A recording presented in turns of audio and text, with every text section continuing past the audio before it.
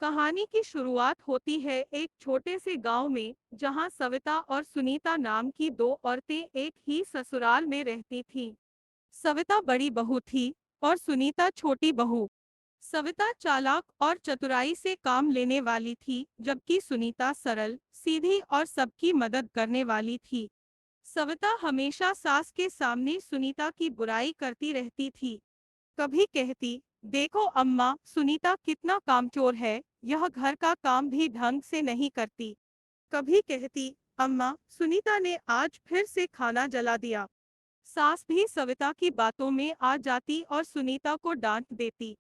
सुनीता को पता था कि सविता जानबूझकर उसके खिलाफ साजिश रचती है, लेकिन वह हमेशा शांत रहती और कोई भी जवाब नहीं देती। वह सोचती थी कि समय आने पर सच्चाई सामने आ ही जाएगी। एक दिन गांव में एक बड़ा धार्मिक आयोजन था, जिसमें सारा परिवार शामिल हुआ। आयोजन के दौरान सविता ने एक बड़ी गलती कर दी। उसने आयोजन के खर्च के पैसे जो घर के लिए थे, अपने मायके भेज दिए। जब सास को यह बात पता चली, तो वह बहुत गुस्से में आ गई। उन्होंने सभी से पूछताछ शुरू की और सविता ने सुनीता पर दोष मढ़ने की कोशिश की। सास ने सुनीता को बुलाया और उससे पूछा, क्या तुम्हें पता है कि पैसे कहाँ गए? सुनीता जानती थी कि सविता ने पैसे अपने मायके भेजे थे, लेकिन उसने कुछ अलग सोचा। उसने सास से कहा, अम्मा, मुझे लगता है कि पैसे गलती से कहीं और चले गए होंगे। हमें सब्र से काम लेना चाहिए और ध्यान से जांच करनी चाहिए।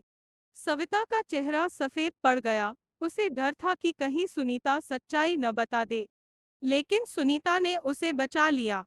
सास ने भी सोचा कि हो सकता है पैसे गुम हो गए हों, और वह बात वहीं खत्म हो गई। इस घटना के बाद सविता का मन बदल गया।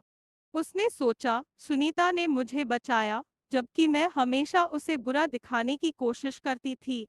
वह अपनी गलती पर पछताने लगी और उसने सुनीता से माफी मांगी। सुनीता ने कहा, बड़ी दीदी, रिश्ते सच्चाई और विश्वास पर टिके रहते हैं।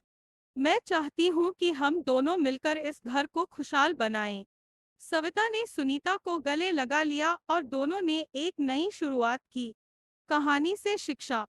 रिश्तों में ईमानदारी और समझदारी बहुत महत्वपूर्ण होती है। दूसरों की गलतियों को माफ कर देना और उन्हें सही रास्ता दिखाना रिश्तों को मजबूत बनाता है। छल कपट से कोई भी संबंध लंबे समय तक टिक नहीं सकता, लेकिन सच्चाई और माफी से रिश्तों को नया जीवन मिल सकता है।